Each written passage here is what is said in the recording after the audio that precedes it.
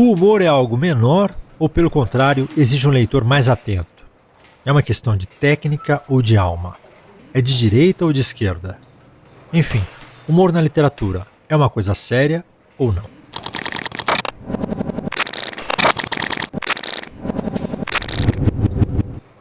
O humor na literatura é uma coisa séria? Eu acho que nós tivemos grandes escritores, né, no mundo todo, no Brasil e no mundo todo, que fizeram humor, né, e bom humor, e não deixa de ser literatura boa também, né. Quando será que o humor passou a ser levado a sério em literatura? Foi Inglaterra, século XVIII? Eu acho que se fosse situar assim num escritor, seria o Bernard Shaw, né, que era um dramaturgo e respeitado e tal, e começou a fazer comédias ou fazer peças com bastante humor, né. O Bernard Shaw era engraçado que ele fazia peças e escrevia as introduções para as peças, né? E as introduções geralmente eram maiores do que a peça, né? E então acho que seria o Bernard Shaw, né? Primeiro que deu respeitabilidade, vamos dizer assim, ao humor da literatura, né? Qual que é o papel do humor na literatura? Assim? É fazer rir, é fazer pensar? Para que ele serve? Por que a gente usa o humor na literatura? Acho que o humor pode ser usado como a gente quiser, né? Para tratar de qualquer assunto, inclusive assuntos sérios, né? Através da sátira, através de um pensamento que acaba sendo cômico e tal, mas não deixa de ser profundo, né? Então, eu acho que com humor você pode fazer qualquer coisa, pode fazer qualquer tipo de comentário, sem deixar de ser humor e, ao mesmo tempo, com uma certa pretensão, né? E a literatura brasileira, ela é tão bem-humorada quanto o povo brasileiro? Eu acho que sim, inclusive, né, nós temos uma tradição de cronistas que sempre escreveram com muito humor, né? Mesmo aqueles como Rubem Braga, por exemplo, que era mais lírico, assim, então, mais literário mesmo, e que sempre usou muito humor, né? Até o Paulo Mendes Campos, que talvez fosse mais sério deles, né? Também escrevia com humor, escrevia coisas humorísticas muito boas. Antônio Maria, né, era um grande humorista. Então acho que essa geração, que foi a grande geração da crônica brasileira, né, desse pessoal daquela época, sempre usou muito humor, né? Sempre fez muito humor. O Stanislau Ponte Preta, né? Texto curto sim, longo é mais raro, né? Em romance. E se pensar hoje em dia, romance é bem raro, né? Porque é difícil, né, você fazer um romance que com a obrigação de fazer rir, né, de duas em duas páginas tem que fazer rir, né, para ser um romance humorístico, né? É mais difícil, né? Já a crônica você pode liquidar, usar uma piada só e liquidar com a piada e com a crônica, né, com o texto. Mas será que hoje em dia tem uma serização dos escritores, assim, de romance? Porque é tão raro ver um romance de humor. Acho que é por isso, né? Porque é difícil de fazer, né? Até na literatura mundial, né? São poucos os casos de romances humorísticos, né? Tem um americano, escritor americano que eu gosto, que chama Peter de Vries, que fazia isso, fazia romances engraçados, mas é o único exemplo que me ocorre agora de um autor assim, de uma coisa... Como que você aprendeu a fazer humor? Quem que você leu? Acho que lendo, né? Lendo principalmente. E no meu caso é um pouco diferente porque eu fui muito influenciado pelo humor americano, né? O fato de ter vivido lá na infância, depois na adolescência também vivemos nos Estados Unidos. Eu sempre gostei muito da cultura americana em geral, né? Do cinema, música, jazz e tal, e da literatura também. Quem que são os autores que você leu lá? Esse Peter de Vries que eu citei, né? Que é um ator pouco conhecido fora dos Estados Unidos, e a turma óbvia, né? Woody Allen, essa turma toda, né? O próprio Philip Roth, né? E o leitor de humor, ele é um leitor particular? Ele tem alguma característica diferente? Não, acho que o humor é para todas as categorias e todas as idades, né? Às vezes o humor não é bem compreendido, né? É muito difícil, é muito perigoso a gente escrever com ironia, né? Ironia tem que ser entendida como ironia, né? Senão não é ironia, né? E tem muita gente que não consegue, né, entender o que é ironia, quando é que deixa de ser ironia, e a pessoa está escrevendo para valer mesmo, né? E eu já tive várias experiências de escrever um texto com ironia, achando que todo mundo vai entender que é ironia, né? E, no entanto, começar a chegar protestos, pessoas protestando, né? A culpa é nossa ou do leitor? Eu acho que a nossa obrigação como jornalista, principalmente, é de ser claro, né? De deixar claro o que a gente está tentando fazer, né? Mas, às vezes, o leitor também podia colaborar, né? Ser um pouco mais... Enfim. Qual que é a importância do ritmo numa escrita de humor? Eu acho que é tudo, né? Um texto de humor depende muito mais do timing, né? Para usar uma palavra brasileira bem conhecida, muito mais do timing do que o drama, né? No humor o timing é tudo, né? Enquanto que no drama não existe esse rigor, né? Mas no humor sim, né? Tem que ser a coisa na hora certa, a resposta na hora certa, o ritmo na hora certa, né? O humor ainda é visto com desprezo nos altos círculos assim, da literatura? Eu acho que sim, né? Eu acho que sim, não tem vamos dizer, a respeitabilidade, né, de outro tipo de texto. Mas tem coisas engraçadas, por exemplo, eu me lembro na época da ditadura, que havia censura e tal, né, certos assuntos eram proibidos, certos nomes eram proibidos de ser citados e tal. Mas o que a gente fazia por exemplo, eventualmente eu fazia muito cartoon no espaço que eu tinha no jornal, né? Em vez de texto, fazia cartoon. E coisas que eu não podia dizer com texto, eu podia dizer com humor. Eu acho que o humor tem essa conotação de uma coisa lúdica, né? Meio infantil sempre, né? E por isso passava, né? As pessoas não davam importância para o humor gráfico, para o desenho, para o cartoon, que davam para o texto, né? E nesse sentido a gente se aproveitava do fato do humor não ser considerado uma coisa respeitável, né? Não tem muito autor de humor que foi para a Academia Brasileira de Letras, né? Tem o Machado. O João Baldo. O João Baldo. E eu acho que ficamos por aí, né? Por que eles não vão para lá? Eles não levam a academia a sério ou a academia não leva os humoristas a sério? Na academia, né, eu tenho amigos lá, eu acho que é uma coisa que eu respeito, não tenho nada contra, mas é uma coisa meio cômica, né? Aquela ostentação, né? A solenização da literatura, né? Mas tudo bem, não tem nada contra a academia, né? Mas não combina muito com o humor, né? É. A não ser o Fardão combina. Pois é. Esses tempos politicamente corretos trazem uma dificuldade para o autor de humor? Eu acho que sim, qualquer tipo de restrição, né, mesmo que seja justificável, como no caso do politicamente correto, né, qualquer tipo de restrição é negativa, né. Mas eu acho que o politicamente correto também serviu para acabar com certos hábitos do humor brasileiro, por exemplo, aquelas figuras no humor, por exemplo, o judeu é sempre o judeu da prestação, o negro é sempre meio burro, coisa que no nosso humor era muito natural, né? Fazer essa caricatura de tipos, né?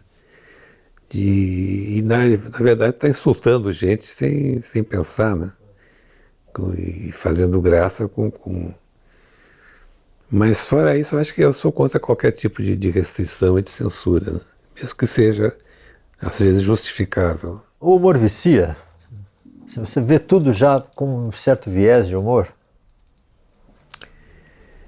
Eu acho que sim, mas não seria o meu caso, porque eu normalmente, naturalmente, não sou uma pessoa muito humorística, não. Sou mais pro depressivo do que propriamente pro engraçado, vamos dizer assim, né? Então, para mim, o humor é mais uma técnica do que propriamente uma vocação, né?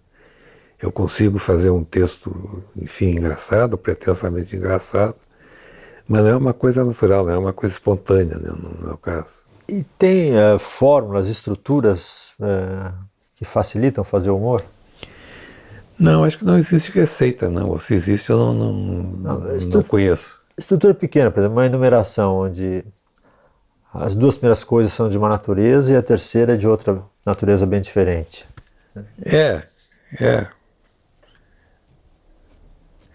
Por exemplo, há uns tempos atrás eu escrevi que algumas coisas estavam voltando, né?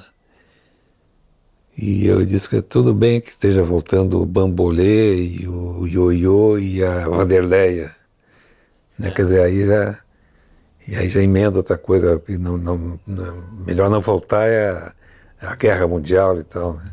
Então é isso, vamos dizer 3 coisas e a última coisa ser uma surpresa, né? Isso funciona, normalmente funciona. E o humor é mesmo algo menor ou não? Eu acho que não, porque o humor requer também uma certa inteligência, uma certa sabedoria, vamos dizer assim, né? Que não acho que seja menor, não. E às vezes é mais difícil de fazer do que uma coisa mais séria, né? Que o Woody Allen uma vez falou. Eu achei ele um traidor, porque ele falou, não, o humor é menor mesmo, o drama é mais nobre e tal. O Woody Allen diz que fazer drama é comer na mesa dos adultos, né? Fazer humor é comer na mesa das crianças, né? Eu não sei se eu concordo com isso, não. E quando você lê, você prefere comer na mesa dos adultos ou das crianças? Olha, eu tenho lido tão pouco como prazer por prazer, assim, que eu nem tenho feito essa escolha, né? Eu tenho lido mais para me informar sobre história e tal. E tenho lido muito pouco por prazer, né? Mas eu acho que o ideal é a gente frequentar a mesa dos adultos, mas com um espírito infantil, né? Vamos dizer assim, né?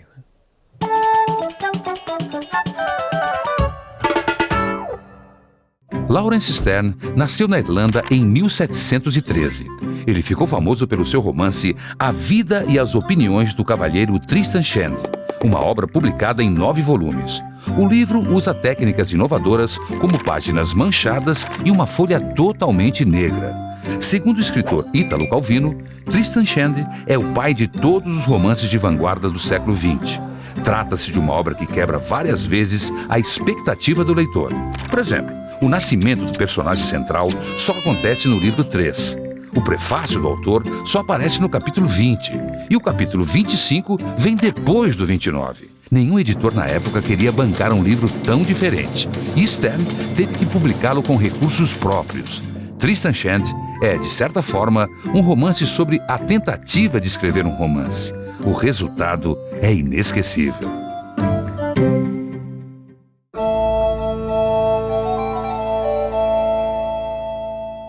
O humor e o nonsense são marcas registradas da Eva Furnari, uma ilustradora e autora que estreou na literatura infantil um pouco por acaso. A Eva foi convidada a criar tirinhas para um jornal e criou a Bruxinha, que virou talvez o seu personagem mais famoso. Então, desde o início, ela brincou muito com o humor visual. Na obra da Eva Furnari, a gente percebe que tem uma figura do inadequado. Ela trabalha com esse ser inadequado, um pouco próximo da figura do palhaço, do clown. É sempre um olhar do avesso das coisas que traz o palhaço e também essa inadequação no mundo. E com isso ela cria diversos reinos malucos, lugares imaginários, em que essa ambientação, em que esses lugares e com esses personagens são grandes sacadas de humor, assim. Um dos livros que eu destacaria é Felpo Filvo, a história de um coelho poeta solitário e recluso, que tem vários fãs, mas ele deve deixar os fãs, até os mais otimistas, deprimidos. E um dia ele começa a receber cartas da Charlot e começa a criticar a obra do Felpo. Assim. Ela gosta, mas ela diz que tem como se melhorar um pouquinho. No final, a Eva trabalha com diversos textos narrativos, então a carta, o postal, o telegrama, e no final ela brinca com isso. São outros personagens que não aparecem e que comentam, falam sobre o Felpo e falam sobre esses estilos narrativos. Intrude Kiki é uma comédia de erros, em que duas meninas, uma bruxa e outra anão, trocam de casas, um dia numa festa. E aqui reforçando a ideia de que a Eva, ela mostra o quão esquisito, né, o normal também é, né? Na verdade, aqui, nessa obra, ela mostra, a gente já não sabe quem é esquisito, quem não é, quem é bruxa, quem não é. Nesse universo amalucado que a Eva Funari cria, nessa festa cheia de gente maluca, a gente percebe que ser esquisito é normal.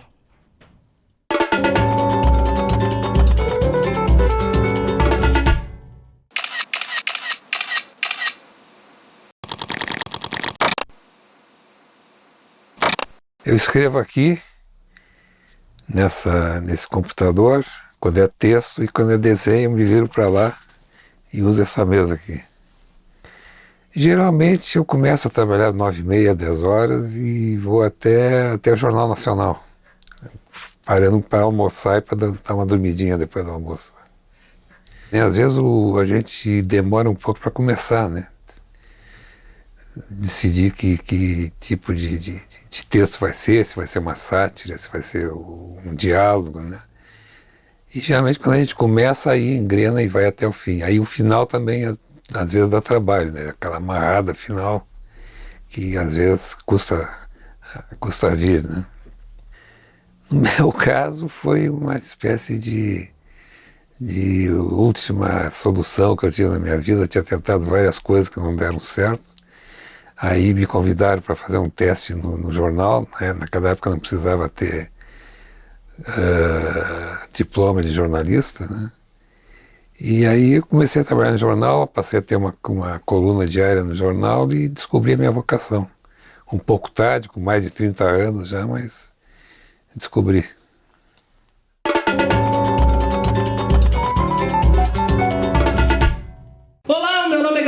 Sou do canal Cabine Literária. Ao pensar em humor, eu imediatamente pensei no Luiz Fernando Veríssimo. Vale começar falando que o título do livro Orgias não se refere exclusivamente ao ato sexual com muitos participantes. Logo na primeira crônica, o Veríssimo já deixa claro que as orgias que ele fala são uma alusão à falta de organização e à bagunça generalizada que é a nossa vida e é o nosso país. A ordem atual é o caos, e isso acaba gerando situações extremamente inusitadas, onde o que impera é a falta de controle, assim como em uma orgia. O que o Veríssimo sabe fazer muito bem é situar o leitor na sua crônica em pouquíssimas linhas, que é o principal desafio quando se escreve um texto curtinho, como os que a gente tem aqui, de 1, 2, 3 páginas no máximo. Ajuda também o fato de que todas as crônicas criadas pelo Veríssimo para esse livro fazem parte do nosso cotidiano, não tem nada de fantástico, nenhum outro mundo ou alienígenas, nem nada do tipo. Como já esperado de um livro do autor, é uma leitura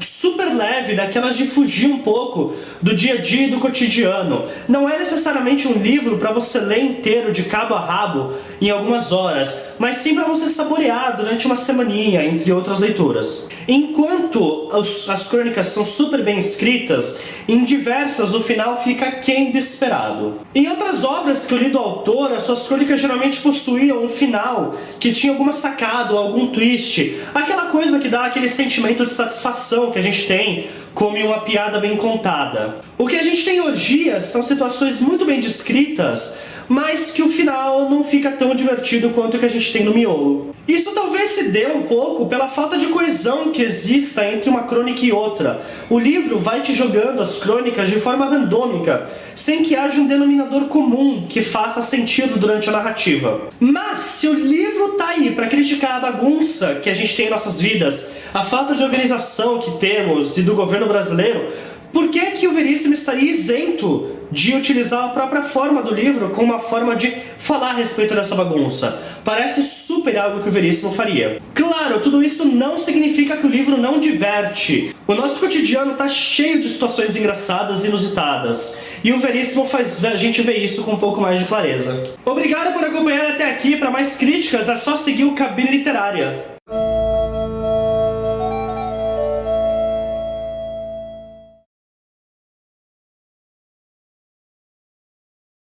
Quando a gente fala de leitura, leitura não é só literatura, leitura é muita coisa e é muito mais. É leitura de mundo, é leitura leitura de vida, eu acredito que o fato de você colocar livros à disposição da população faz muita diferença. A ideia do bondinho aqui na 15, servir como realmente uma biblioteca e servir ao público como um espaço de leitura, veio justamente quando nós tornamos público e levamos à frente esse grande programa, né, o Curitiba Lê, pensando exatamente nisso, de colocar no caminho das pessoas um espaço recheado de livros. As pessoas primeiro ficam bastante surpresas, né, de encontrar num bondinho uma biblioteca. A gente tem em torno de 3 mil livros de títulos variados, né? Basicamente literatura, um pouquinho de teoria literária, algumas biografias, tanto brasileira quanto estrangeira, infantil e infanto-juvenil. Eu acho fantástico. O bondinho, para mim, é uma facilidade. Você ter livro sem tanta burocracia para poder ler aqui à vontade, sentada com teu filho. Quando elas eram bem pequenininhas, eu pegava livros aqui e levava para casa para ler. Aí falavam, mas elas não entendem, mas não interessa. Sempre eu gosto de pegar no nome da minha mãe, do meu pai, o nome da Luara. A gente pega, porque daí quanto mais a gente pega no nome deles, também a gente fica com mais livros. Deixa elas à vontade, elas escolhem o que elas querem, não é o que eu quero. E bem assim, elas já leram mais de 600 livros. Mas a gente tem um número de leitores fiéis, assim, bastante grande. Como a Tati, que veio com as meninas, a gente tem um pessoal bastante idoso, morador do centro da cidade ainda, que vem. São em torno de 2 mil pessoas visitando esse espaço diariamente. A questão de empréstimo, em torno de 300 livros por dia são emprestados. E a gente tem um grande público do comércio da cidade, como a gente está no centro da cidade, a rua paralela à nossa aqui é um centro comercial bastante grande, então eles vêm e, olha, eu nunca li nada, o que você pode me indicar para eu começar a ler, né? E daí a gente vai começando de pouco em pouco, dá um infanto-juvenil, assim, e vai aumentando, até a pessoa chegar num Guimarães Rosa, sabe? É muito legal ver esse percurso do leitor, é bem legal.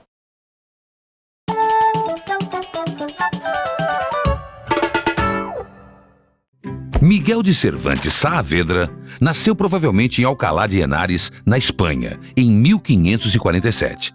Foi soldado e coletor de impostos, mas logo se revelou um apaixonado pelas letras. E escreveu um livro que mudou a literatura, o engenhoso fidalgo Dom Quixote de La Mancha. Trata-se de uma grande paródia que conta a história de um leitor que enlouquece de tanto ler novelas de cavalaria. Ele e seu amigo Sancho Panza saem pelo mundo e vivem várias aventuras e trapalhadas. Nos 126 capítulos do livro, há uma perfeita mistura de humor e melancolia. Dom Quixote foi um grande sucesso na época de seu lançamento, mas no século seguinte, a crítica passou a considerá-lo apenas divertido. Porém, nos séculos XIX e XX, ele foi revalorizado e hoje é considerado por muitos como o melhor romance de todos os tempos.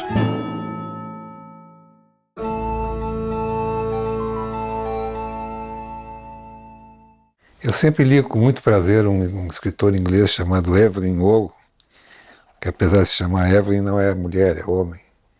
Foi um escritor inglês do começo do século, que escreveu muito sobre a aristocracia inglesa e com muito humor. Então é uma leitura, volta e meia eu estou relendo os livros dele. Evelyn Waugh.